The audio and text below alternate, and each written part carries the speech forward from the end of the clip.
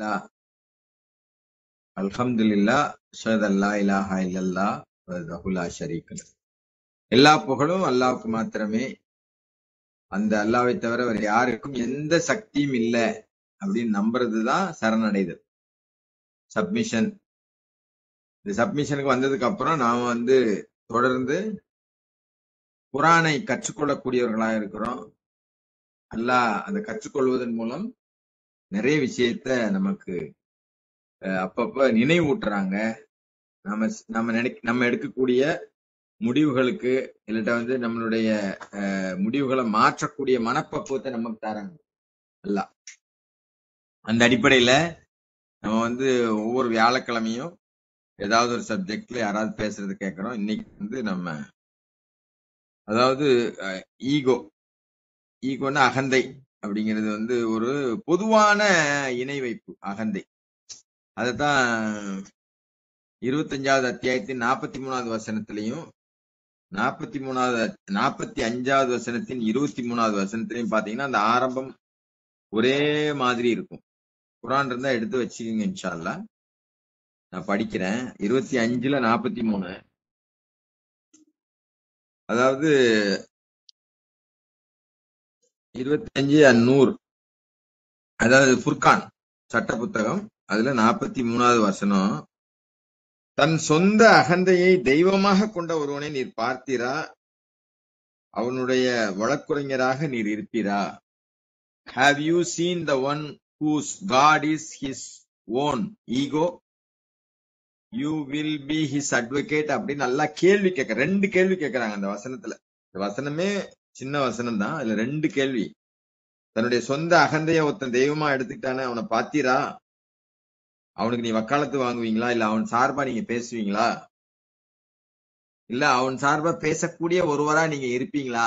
அப்படிதான் அந்த வசனத்தினுடைய அர்த்தம். நீங்களும் படிச்சு பாருங்க. தன் சொந்த அகந்தையை தெய்வமாக கொண்ட ஒருவனை நீர் பார்த்தீரா அப்படின்னு நம்மள கேள்வி கேட்கிறாரு. நம்ம பாக்குறோமா?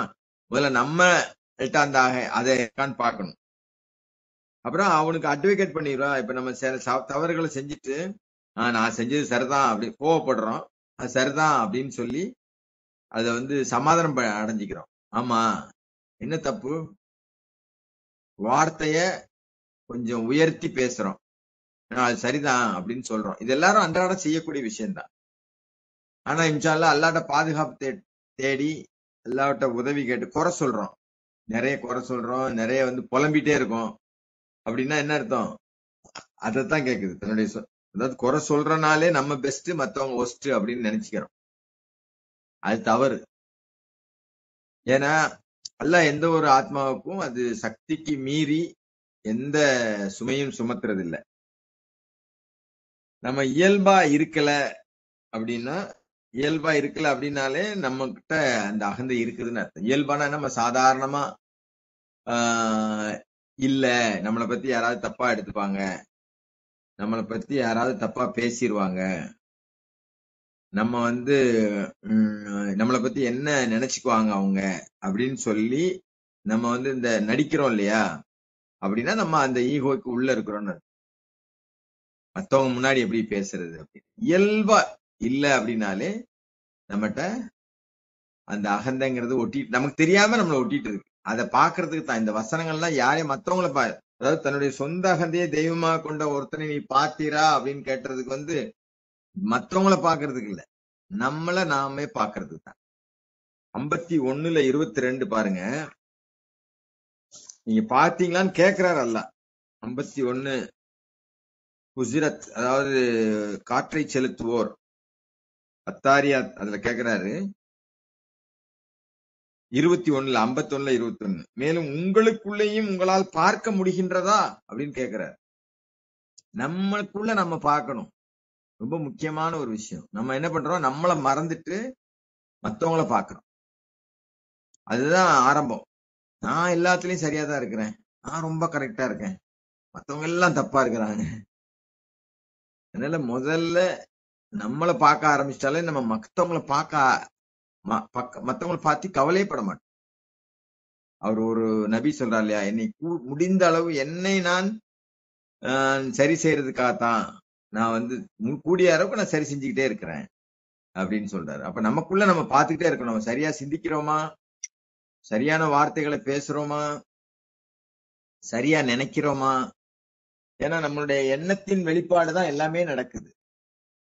அதாவது உதாரணம் சொல்றதா இருந்தா நிறைய விஷயங்கள் குர்ஆன்ல இருந்து நம்ம சொல்லலாம். அதாவது நம்ம அல்லாஹ் அந்த புரிந்து கொள்ளுதலை கொடுத்தேன்னு சொல்றாங்க. யாருக்கு? இப்ராஹிமுக்கும் சாலமனுக்கும். அவருக்கு ஞானத்தையும் புரிந்து கொள்ளுதலையும் கொடுத்தார். அதாவது நம்ம என்ன நினைக்கிறோமோ அந்த சுதந்திரம் நமக்கு இருக்கு. எதையும் நினைக்கிறதுக்கான சுதந்திரம் நமக்கு இருக்கு. அதுதான் அந்த ஃப்ரீடம், அதுதான் அந்த சுதந்திரம். அல்லாஹ் நமக்கு கொடுத்தது. 33:72ல மரம், செடி, மரம், மற்ற விலங்குகள் எல்லாமே அது அதனுடைய வேலையை சரியா செய்யுது. சூரியனா இருக்கட்டும், நிலவா இருக்கட்டும், மரமா இருக்கட்டும், நட்சத்திரங்களா இருக்கட்டும், அணு பிசகாம அது சுத்திட்டு இருக்கு அப்படின்னு சொன்னா அதுக்குன்னு தனி சுதந்திரம் கிடையாது. அது சப்மிட் ஆயிடுச்சு ஆல்ரெடி. மற்ற விலங்குகளுக்கும் நமக்கும் மற்ற படைப்புகளுக்கும் மனிதர்களுக்கும் உள்ள ஒரே வித்தியாசம் என்னன்னா அந்த தேர்ந்தெடுக்கும் சுதந்திரம். அதுதான் ரொம்ப முக்கியமான விஷயம். அப்ப அதுல தேர்ந்தெடுக்கும் போது ஒரு நல்ல, அதாவது அல்லாஹ் என்ன சொல்றாங்க, யா அய்யுஹல்லதீன ஆமனு அத்தகுல்லாஹு கூலு கௌலன் ஷதீதா. 33வது அத்தியாயத்துல 70வது வசனத்துல சொல்றாங்க, நம்பிக்கை கொண்டவர்களே நீங்க அல்லாஹ்வை கருத்துல கொள்ளுங்க. ஒவ்வொரு விஷயம் அல்லாஹ் சரியான கூற்றுக்களை மட்டுமே கூறுங்கள். அதாவது நல்ல நினைப்பு இருந்தா மட்டுமே தான் நம்ம சரியான வார்த்தைகள் வரும் நமக்கு. நம்பிக்கை கொண்டவர்களே உங்களைத்தான், நீங்கள் கடவுளை கருத்தில் கொள்ளுங்கள், இல்ல கடவுளை பக்தி கொள்ளுங்கள், மேலும் சரியான கூற்றுக்களை மட்டுமே கூறுங்கள். நம்ம நிறைய நேரம் என்ன பண்றோம், சரியான கூற்றுக்களை கூறாம தெரியாம சொல்லிட்டேன், வாய் தவறி வந்துருச்சு. வாய் தவறி வரவே வராது. ஏன்னா சரியான எண்ணம் இருந்துச்சுன்னா சரியான வார்த்தை தான் வரும். நம்ம எண்ணத்தின் அடிப்படையில தான் நம்மளுடைய வாழ்க்கையே, நம்ம என்ன விதைச்சோமோ அதுதான் நமக்கு முன்னாடி நம்மளுடைய வாழ்க்கையா நமக்கு முன்னாடி நிக்குது. அப்ப நல்ல விஷயம் விளையணும் அப்படின்னா நம்ம நல்ல விஷயத்த நினைக்கணும் முதல்ல. அதனாலதான் நீங்க 25-43ல have you seen the one whose God is his own ego, தன்னுடைய சொந்த அகந்தைய தெய்வமா எடுத்துக்கொண்டவனை நீர் பார்த்தீரா? அந்த நீர்ங்கிறது நம்மளதான் பார்க்க சொல்லுது அப்படின்ற. ஏன்னா நம்மளை பத்தி மட்டும்தான் நம்ம கேள்வி கேட்கப்படுவோம், நம்மளை பத்தி மட்டும்தான் நம்ம பதில் சொல்ல வேண்டிய கடமை நமக்கு இருக்கு. மத்தவங்க செய்யக்கூடிய எந்த நல்லது கெட்டதுக்கும் நாம பொறுப்பே கிடையாது அப்படிங்கறத உணர்ந்துட்டோம் அப்படின்னா இது நம்மளைத்தான் பார்க்க சொல்லுது அப்படிங்கறத நம்ம புரிஞ்சுக்கலாம். தன் சொந்த அகந்தையை தெய்வமாக கொண்ட ஒருவனை நீ பார்த்தீரா? அவனுக்கு நீ வக்காலத்து வாங்குவீரா? அவனுக்கு வழக்கறிஞராக இருப்பீரா? இது மாதிரி 45-23 சொல்லுது. அந்த வசனத்தையும் படிக்கிறேன். 45-23 இது ஒரு நினைவூட்டல். எனக்கு நான் முதல்ல நினைவூட்டிக்கிறேன், அப்புறம் கேட்டுக்கிட்டு இருக்குங்க ஒவ்வொருத்தருக்கும். ஏன்னா இந்த நினைவூட்டல் இல்லை அப்படின்னா நம்ம அல்லாஹ்வுடைய நினைவு ஒண்ணு, அல்லாஹ்வுடைய வசனத்தினுடைய வழிகாட்டுதல் ஒண்ணு, ரெண்டாவது நம்மளை சரி செய்வதற்கான, நம்மளுடைய முடிவை மாற்றிக்கொள்வதற்கான ஒரு சந்தர்ப்பம். இதுல கொஞ்சம் அதே கேள்வியை கேட்டுட்டு அல்லாஹ் கொஞ்சம் எக்ஸ்பிளைன் பண்றாங்க. 45-23 மண்டியிடுதல். அது ஃபுர்கான் சட்ட புத்தகம் 25வது அத்தியாயத்திலிருந்து. இன்னைக்கு கேள்வி பதில் பாத்தீங்கன்னா எல்லா கேள்வி பதிலுமே ஒரு குர்ஆன் அத்தியாயத்து வசனம் நம்ம பேரை போட்டுதான் கேள்வி கேட்டிருந்தாங்க. ரொம்ப சிறப்பான கேள்வி பதில். ஆபிதா கேட்ட கேள்வி பாத்தீங்கன்னா எல்லா கேள்வியிலையுமே பாத்தீங்கன்னா குர்ஆன் பேர் தான் இருக்கு, அதாவது அத்தியாயத்தினுடைய பேர் தான் இருக்கு. அதை வச்சு அதன் மூலயமா நம்ம கத்துக் கொடுக்குறாங்க. அந்த அடிப்படையில தான் நான் இதையும் சொல்றேன். அல் ஃபுர்கான், ஃபுர்கானா என்னது, நல்லது எது கெட்டது எது அப்படின்னு பிரிச்சு அறிவிக்கக்கூடியதுக்கு பேரு தான் அரபியில ஃபுர்கான் சட்ட புத்தகம். அப்புறம் அந்த வசனத்துல 43 படிச்சோம். இப்போ மண்டியிடுதல் ஜாசியா, அதுல 23வது வசனம், தன்னுடைய அகந்தையை தெய்வமாக கொண்ட ஒருவனை நீர் கவனித்தீரா அப்படின்னு கேள்வி. ஃபர்ஸ்ட் கேள்வி. மேல இதுக்கு உபதலைப்பு, போலி தெய்வ வழிபாட்டின் ஒரு பொதுவான வடிவம் அகந்தை ஒரு தெய்வமாக. அப்போ அது என்னன்னு நமக்கு அது தெரிஞ்சாதான் அதை இதுல எக்ஸ்பிளைன் பண்றாங்க. முதல்ல கேட்கிறாரு, தன்னுடைய அகந்தையை தெய்வமாக கொண்ட ஒருவனை நீர் கவனித்தீரா? அதன் விளைவாக அவனுக்கு அறிவு இருந்த போதிலும் கடவுள் அவனை வழிகேட்டில் அனுப்பி அவனுடைய செவிப்புலனிலும் அவனுடைய மனங்களிலும் முத்திரையிட்டு விடுகிறார். மேலும் அவனுடைய கண்களின் மீது ஒரு திரையை அமைத்து விடுகின்றார். கடவுளின் இத்தகையதொரு தீர்மானத்திற்கு பின் எவர் அவனை வழிநடத்த இயலும்? நீங்கள் கவனத்தில் எடுத்துக்கொள்ள மாட்டீர்களா? இந்த வசனத்துல எத்தனை கேள்வி? 3 கேள்வி இருக்கு. கொஞ்சம் எலாபரேட்டா 25 43ல ஜஸ்ட் 2 கேள்வியோட விட்டுறாங்க. 45 23ல அவனை கவனிச்சிரான்னு கேட்டுட்டு அதுக்கு விளக்கமும் சொல்றாங்கல்ல. அதன் விளைவாக அவனுக்கு அறிவு இருந்த போதிலும் அல்லாஹ் அவனுக்கு வழிகேட்டில் அனுப்பி, அறிவு இருக்கு, ஒரு விஷயம் செய்யக்கூடாது, எதை செய்யணும் எதை செய்யக்கூடாதுங்கிற அல்லாஹ் 2 பாதை இதை நமக்கு காமிச்சிட்டாங்க. எது அல்லாஹ் வழிகாட்டக்கூடிய பாதை, எது சாத்தான் நம்ம கூட இருந்தா செய்யக்கூடிய செயல்கள். நிறைய இடத்துல சொல்றாங்க அவர்கள் சாத்தானின் கூட்டாளிகள் அப்படின்னு சொல்லி. வீண் விரயம் செய்யறது, பேராசைப்படுறது, கோபம், அகங்காரம், ஆணவம், இது எல்லாமே என்னை விட்டா நான் யார் தெரியுமா, எனக்கு எல்லாம் தெரியும், இப்படி எனக்கு அதாவது 2 விஷயம் இருக்கு. எனக்கு எல்லாமே தெரியும்னு நினைக்கிறது, எனக்கு எதுவுமே தெரியாதுன்னு நினைக்கிறது. அத நம்ம புரிஞ்சுக்கணும். நம்ம நான் யார் தெரியுமா, நான் பெரிய இன்ஜினியர், நான் ரொம்ப படிச்சவன், எனக்கு ரொம்ப நாலேஜ் இருக்கு, நான் ரொம்ப கிரேட், நான் தான் கிரேட், நான் ரொம்ப கிரேட், நான் ரொம்ப எனக்கு ரொம்ப புத்திசாலித்தனம் உள்ளவன், எனக்கு புத்தியே கிடையாது, நான் ரொம்ப எனக்கு அப்படியே நான் கரைச்சு குடிச்சவன், நான் எதையுமே எனக்கு தெரியாது. இப்படி 2 எக்ஸ்ட்ரீமே 2, ஒண்ணு இப்படி சொல்றது இல்ல அப்படி சொல்றது. எனக்கு எல்லாமே தெரியும்னு சொல்றது, எனக்கு எதுவுமே தெரியாது அப்படின்னு சொல்றது. நான் ரொம்ப கிரேட்லாம் கிடையாதுங்க, நான் ரொம்ப அதாவது இது எல்லாமே அதாவது இந்த பக்கமும் இல்லாம நடுநிலை இல்லாமல் இருக்கக்கூடிய எல்லா நிலையிலையும் நம்மள்ட்ட ஏதோ ஒரு ரூபத்துல அகந்த லேசா ஒட்டிட்டு இருக்கு. நம்ம நினைக்க கூடாது ரொம்ப டேலண்டான பீப்புள் தான், ரொம்ப ஒரு புத்திசாலியான பீப்புள்கிட்ட தான் ஆணவம் ஒட்டிக்கிட்டு இருக்கு அப்படின்னு. ஒண்ணுமே படிக்காதவங்கள்ட்ட கூட அது ஒட்டிக்கிட்டு இருக்கு. அது நம்ம இனம் காணக்கூடிய அந்த சந்தர்ப்பம் எப்ப கிடைக்குது அப்படின்னா, இந்த மாதிரி குழுவா நம்ம குரானை கற்றுக்கொள்ளும் போது, குழுவா அதனாலதான் 18-28 எல்லாம் சொல்லித்தர அந்த வசனத்தெல்லாம் திருப்பி படிப்போம். இது ஒரு நினைவூட்டல் தான். திருப்பி அகந்தை பத்திய ஒரு நினைவு. நாம இயல்பா இருக்கலன்னா, அதனாலதான் அல்லாஹ் சொல்றாங்க அந்த அகந்தையை கொன்று விடுங்கள் அப்படின்னு சொல்றாங்க. இந்த 2 வசனத்திலையும் நீங்க அதை அடையாளம் காணுங்கன்னு நம்மகிட்ட சொல்றாங்க. தன்னுடைய அகந்தையை தெய்வமா கொண்டவத்தை நீர் பார்த்தீரா அப்படின்னு கேட்கறாங்க. இது யாரையோ இல்ல, நம்ம வேற ஆளை பார்க்க சொல்லல, நம்மள நாமளே பார்க்கணும். அதுதான் அல்லாஹ்வுடைய நினைவு. அதாவது 51 56ல சொல்றாங்க இல்லையா, என்ன நினைக்கிறதுக்காகத்தான் நான் படைச்சேன். 51 56ல நம்ம 51ல 21 தான் பார்த்தோம் உங்கள்ட்ட. மேலும் உங்களுக்குள்ளேயும் உங்களால் பார்க்க முடிகின்றதா அப்படின்னு கேட்கிறாங்க. அதே இதுல 56ல சொல்ல, என்னை மட்டும் வழிபடுவதற்காகவே அன்றி ஜின்களையும் மனிதர்களையும் நான் படைக்கவில்லை. அப்போ ஒரு வசனத்துக்கும் நூலோட நம்ம வசனத்தோட வசனம் ஒப்பிட்டு பார்க்கும்போது அகந்தைனா எங்கங்கிறது வெளியில தேடாம நமக்குள்ள இருக்காது. நம்ம அல்லாஹ்வுடைய வழிகாட்டுதலுக்கு மீறி நடக்கிறோமா, முதல்ல எண்ணுறோமா, மனசுல பேசுறோமா, செயல்படுறோமா, மத்தவங்களை தூண்டுறோமா அப்படின்னு பார்த்தாலே புரிஞ்சிடும். இப்ப என்ன நம்ம செய்யறது தான் நம்ம பிள்ளைங்க செய்யும். யோசிச்சு பாருங்க, நம்ம என்ன செய்யறோமோ 5 வயசு வரைக்கும் பிள்ளைங்க நம்ம கூட இருக்குது அப்படின்னா, அத்தா அம்மா பேச கெட்ட வார்த்தைகள்லாம் எங்க இருந்தும் படிக்கல, நம்ம தான் சொல்லி கொடுக்குறோம் நம்ம பிள்ளைங்களுக்கு. நம்ம நினைக்க கூடாது வெளியில போய் நம்ம கூட தான் நிறைய நேரம் இருக்கிறாங்க நம்ம பிள்ளைங்க. அதனால எல்லா நல்ல விஷயங்களும் நாம தான் அவங்களுக்கு கற்றுக் கொடுக்கக்கூடிய பொறுப்பெல்லாம் நமக்கு கொடுத்துருக்குறாங்க. அதனாலதான் 20:131ல பெற்றோர்களின் பொறுப்புன்னு எல்லாம் சொல்றாங்க. இதை நல்லா புரிஞ்சுக்கணும் நம்ம அப்படிங்கிறதுக்காக தான் நான் திருப்பி நினைவூட்டுறேன் இத.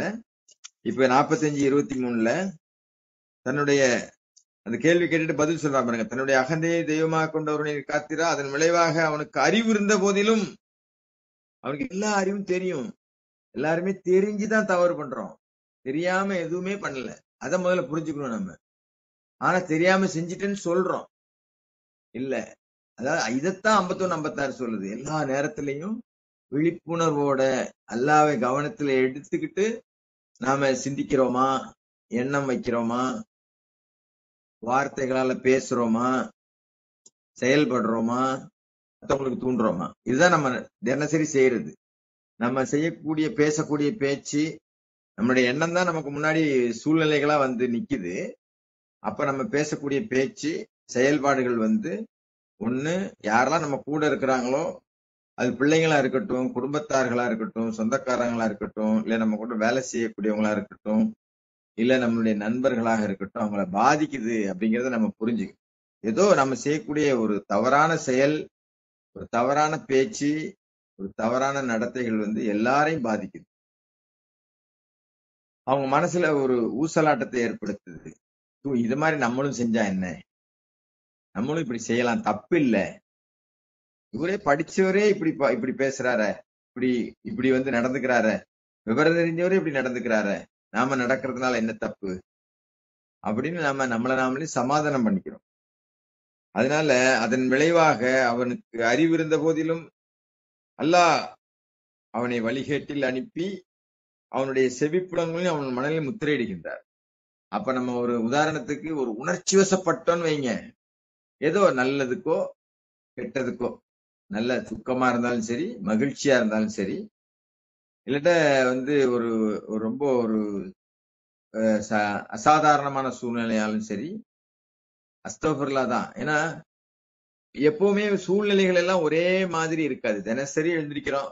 இப்ப பாருங்க, நம்ம வந்து அல்லாஹ்வுடைய கிருபையில தொடர்ந்து இந்த வலைதள வகுப்பு இருக்கிறதுனால, அல்லாஹ்வுடைய நினைவு காலையில இருந்து சாயங்காலம் வரைக்கும் இருக்கிறதுக்கு ஒரு உதவி இருக்கிறதுனால பெரிய பாதிப்புலாம் நமக்கு எனக்கு இல்ல. அல்லாஹ்வுடைய கிருபையில நம்ம விரும்புற மாதிரியே எல்லாமே நடக்குது. அல்ஹம்துலில்லாஹ். ஆனாலும் அப் அண்ட் டவுன் சூழ்நிலை வருது. அப்ப நம்ம உடனே இல்ல அஸ்தக்ஃபிருல்லாஹ் சொல்லணும், பாவ மன்னிப்பு தேடணும், அல்லாஹ்வுக்கு நன்றி சொல்லணும் அப்படிங்கிற நினைவு வந்துருது இப்போ. முதல்ல அது கம்மியா இருந்துச்சு. அதனால நிறைய பிரச்சனை. இப்போ எல்லாரும் ஒருத்தருக்கும் ஒரு சூழ்நிலை இருக்கும். ஒவ்வொருத்தருக்கும் ஒரு வேலையில இருக்கலாம். ஒருத்தருக்கும் ஒரு பிரச்சனை இருக்கும்.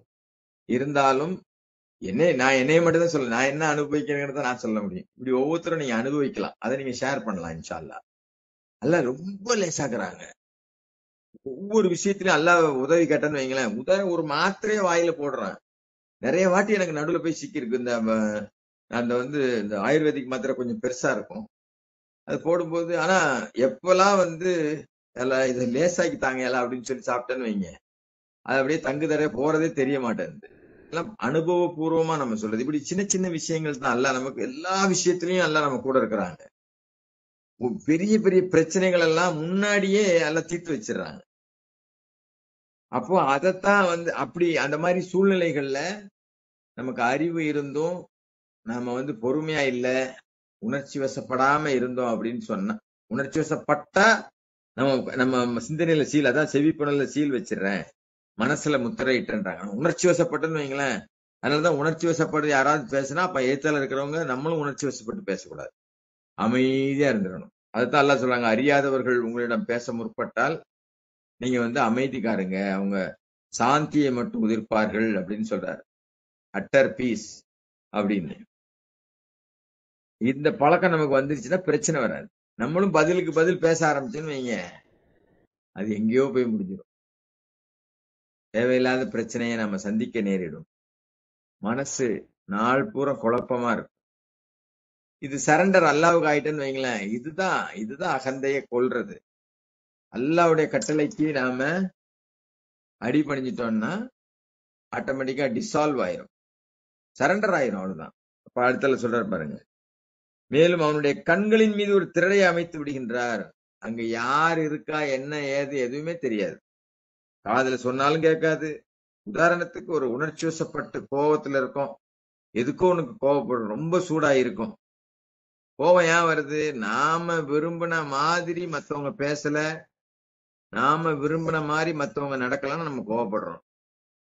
லாஜிக்கா யோசிச்சு பாருங்க, நம்ம விரும்பின மாதிரி நடக்குமா, அல்லாஹ் விரும்பின மாதிரி நடக்குமா? இந்த ஒரு சிந்தனை இருந்தாலே கோபம் வராது. நமக்கு முன்னாடி நடக்கக்கூடிய எந்த சம்பவமா இருந்தாலும் அது அல்லாஹ்வுடைய திட்டமிடல் படித்தான் நடக்கும். நாம ஏற்கனவே என்ன விதைச்சோமோ அதுதான் விளையும். நம்ம வேணா சொல்லலாம், நான் வந்து அல்லாஹ்வுக்கு பயந்து இருக்கேன், நான் எப்பவுமே வந்து அல்லாஹ்ட்ட கேட்டுக்கிட்டே இருக்கேன். உண்மையிலேயே அல்லாஹ் அறிவார் என்ன எண்ணத்துல, எந்த தூய்மையான எண்ணத்துல நாம அதெல்லாம் செஞ்சிருக்கோம்னு. அதுக்கான விளைவு தான் வரும். இதைத்தான் அல்லாஹ் சொல்றாரு, திஸ் இஸ் காட் சிஸ்டம், இம்மியூட்டபிள்னு சொல்றாரு. அது மாத்தவே முடியாது. ஒரு அணு அளவு நல்லது செஞ்சிருந்தா அணு அளவு நல்லது வரும். அணு அளவு கெட்டது செஞ்சாலும் அந்த அணு அளவு கெட்டது நமக்கு வரும். அது மறு உலகத்துலதான் இல்ல, இந்த உலகத்திலையும் மறு உலகத்திலையும். அதனால நம்ம நம்பிக்கை கொண்டிருக்கிறோம், அல்லாஹ்வுடைய வேத வசனங்களை தினசரி படிக்கிறோம்.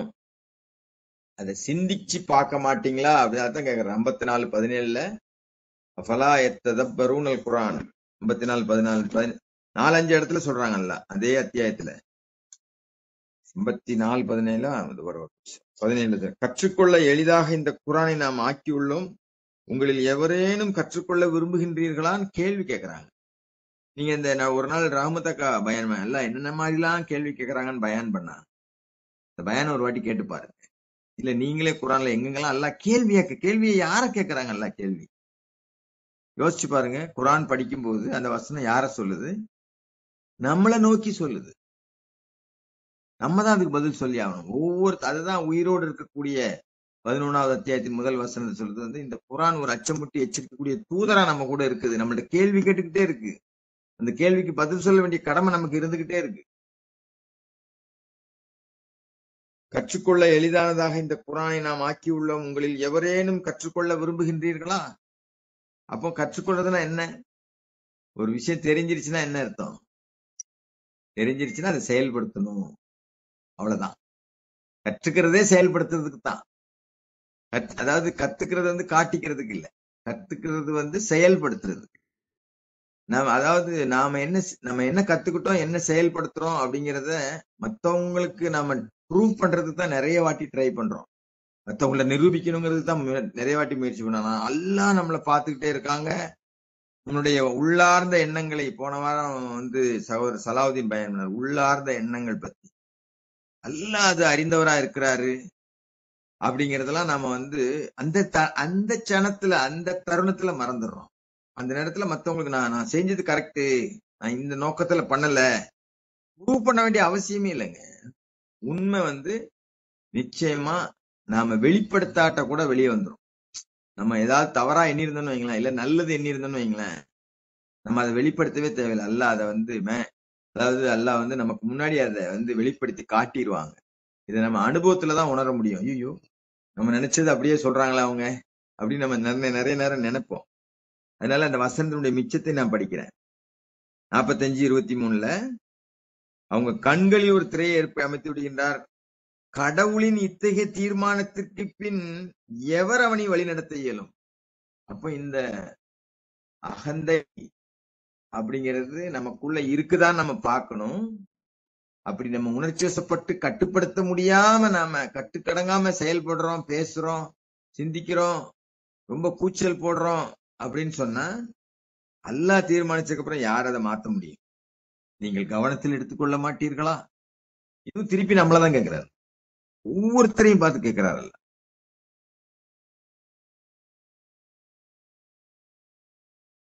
வந்து நம்ம ரிலாக்ஸ்டா இல்ல, ரொம்ப சிம்பிளா சொன்னா மகிழ்ச்சியா இல்ல, ரொம்ப ஸ்டிஃபா இருக்கும், நம்ம ஒரு தனிச்சிருக்கிற மாதிரி ஃபீல். நம்ம எல்லாம் மத்தவங்களை விட நம்ம எல்லாரோட நம்ம அதாவது நம்பிக்கையை கொண்டவர்கள் எல்லாம் ஒரு குடும்பத்தின் அங்கத்தினர்கள் சொல்றாரு.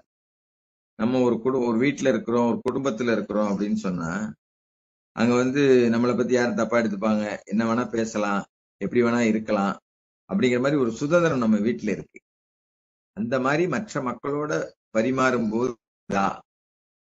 அப்படி ரிலாக்ஸ்டா இருக்கிறோமா, அதாவது ஃப்ரீடமா பேச முடியுதா, மகிழ்ச்சியா இருக்கிறோமா? மகிழ்ச்சி இல்லனாலே நம்மள்ட்ட ஏதோ ஒரு அகந்தை ஒட்டிட்டு இருக்குன்னு அர்த்தம். சைத்தான் நம்ம கூட இருக்கிறான்னு அர்த்தம். அகந்தை ஒண்ணும் இல்ல, சைத்தான் கூட இருக்கிறான். அதனாலதான் அது ரப்பி அவுது மின் ஹமஷா ஷயாத்தின் வஅவுது பிக ரப்பி அய்யக்திரூன் தொடர்ந்து சொல்லிட்டே இருங்க அப்படின்னு ரஷாத் நமக்கு வந்து சொல்லி கொடுக்குறாரு. அதனால நம்ம வந்து நிறைய விஷயங்கள், இன்னும் 2-3 வசனம் இருக்கு, நான் படிக்கிறேன், திருப்பி படிக்கணும். நம்ம இது வந்து 25, 43, 45, 23 அந்த வசன நம்பர்லயே பாருங்க, அங்க கேள்வி இங்க பதில், அந்த வசன நம்பரே நமக்கு வந்து அதாவது ஒரு ஞாபகம் வைக்க வேண்டிய ஒரு விஷயம் அப்படிங்கறத இண்டிகேட் பண்றதா நான் ஃபீல் பண்றேன். அல்ஹம்துலில்லாஹ். 25, 43, 45, 23 ரெண்டுமே அகந்தையை பத்தி சொல்லக்கூடிய இன்னும் 2 வசனம் இருக்கு. நீங்க அகந்தையை கொல்லுங்கன்னு 2:54 சொல்றாங்க. 5:30 அது எங்க போய் முடிதான், ஒரு சகோதரனையே கொலை செய்யக்கூடிய அளவுக்கு அது வரக்கூடியதா இருக்குது அப்படின்னு சொல்றாங்க. அதாவது இந்த எதுக்குனாலும் மூசா நபி சரித்திரத்துல ஒரு விஷயம் இருக்கும். அதாவது அவரு கொலை பண்ணிட்டு ஓடி போனவர் மூசா. பிரவுன் வீட்டுலதான் வளர்றாரு, போயிட்டாரு. கொஞ்சம் வருஷம் கழிச்சு வாராரு. எல்லாம் அவருக்கு கட்டளையிடுறாங்க. அவர் சொல்றாரு, எனக்கு கூட தம்பி எங்க பிரதரை அனுப்புங்கன்னு சொல்றாங்க.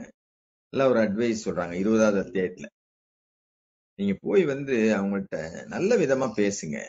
நல்ல விதமா யார்ட்டையும் பேசணும்னாலே முதல்ல நம்ம என்ன செய்யணும், என்ன நேச்சுரலா இருந்தாதான் முடியும். இயல்பா இருந்தாதான் முடியும். நம்ம மனசுக்குள்ள ஒரு பயமோ ஒரு கோபமோ இருந்துச்சுன்னா நம்ம இயல்பா பேச முடியாது. பயந்து பயந்து பேசுவோம், இல்ல கோபமா பேசுவோம். ஒண்ணு பம்மி பம்மி பேசுவோம், இல்ல கோபமா பேசுவோம். ஆனா அல்லாஹ் என்ன சொல்றாங்க, நீங்க நல்ல விதமா பேசுங்க அப்படின்னா, நல்ல விதமா பேசினா ஒருவேளை அவன் பக்தி, அதாவது அவன் அல்லாஹ்வுக்கு பயந்தவனா மாறக்கூடும்னு சொல்றாங்க. அதனாலதான் சொல்ற, அந்த சுதந்திரம் இருக்கு நமக்கு. அந்த எண்ணம் வைக்கணும் ஃபர்ஸ்ட். அப்பதான் நம்ம மத்தவங்களை பத்தி சரியான எண்ணம் வச்சாதான், நல்ல எண்ணம் வச்சாதான் நம்ம அவங்கள்ட்ட நல்ல விதமா பேசுவோம். இதை யோசிச்சு பாருங்க. யாரையாவது ஒருத்தரை நம்ம முத்திரை குத்திட்டோன்னு வைங்க, இவர் இப்படித்தான்னா நம்மளுடைய பேச்சே வேற மாதிரி இருக்கும். ஆனா புதுசா யாரோ எந்த ஊர்ல இருந்து ஒருத்தர் வராரு, அவரை பத்தி நமக்கு எதுவுமே தெரியாது, அவர்கிட்ட நம்ம எப்படி பேசுறோம் பாருங்க, இயல்பா பேசுவோம். ஏன்னா அவரை பத்தி எந்த முன் முடிவும் நம்மள்ட்ட கிடையாது. அதைத்தான் அல்லாஹ் மூசாவுக்கு சொல்றாரு.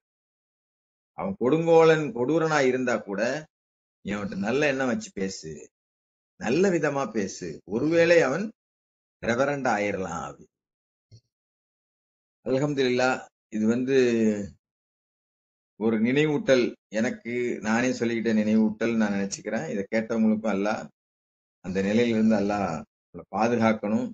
தொடர்ந்து நம்ம அல்லாஹ்வுடைய நினைவிலேயே இருந்து நம்ம அடிபணிந்தவர்களாகவே வாழ்ந்து, சரணடைந்தவர்களாகவே மரணிக்கக்கூடிய பாக்கியத்தை எல்லாம் நமக்கு தரணும். அகந்தை ஏதாவது ஒரு ரூபத்துல நம்மகிட்ட ஒட்டிக்கிட்டே இருக்கும். சைத்தான் தான், அகந்தை இஸ் ஈக்குவல் டு சைத்தான். அவனுடைய அகந்தை காரணமாகத்தான் அல்லாஹ் அவரை அதாவது நீ லாய்க்கப்பட மாட்ட அப்படின்னு சொல்லி அனுப்புனது. அவன் நம்மளுக்கு அல்லாட்ட அவகாசம் வாங்கி நம்ம வழியில வருவதற்கான அவகாசம் அவன் வாங்குறதுக்கு காரணமா இருந்ததே அகந்தை தான். ஏதாவது ஒரு ரூபத்துல வரும். ஏற்றத்தாழ்வை ஏற்படுத்தி ஏற்றத்தாழ்வை காட்டுறது, பேச்சுல, சிந்தனையில, நடத்தையில. அதனால அந்த மாதிரி இல்லாம எப்பவுமே இறைவனை சார்ந்து, கடவுளை சார்ந்து, அல்லாவை சார்ந்து நாம இருக்கணும். அந்த அகந்தை நமக்குள் ஏற்பட்டிருக்கக்கூடிய அந்த அகந்தை கொன்னுகிட்டே இருக்கணும் நம்ம அப்பப்ப. இன்ஷா அல்லாஹ் அந்த பாக்கியத்தை நம்ம எல்லாருக்கும் அல்லாட்ட தரணும் அப்படின்ட்டு அல்லாட்ட பிரார்த்தித்து நிறைவு செய்கிறேன். அல்ஹம்துலில்லாஹ். அஸ்ஸலாமு அலைக்கும்.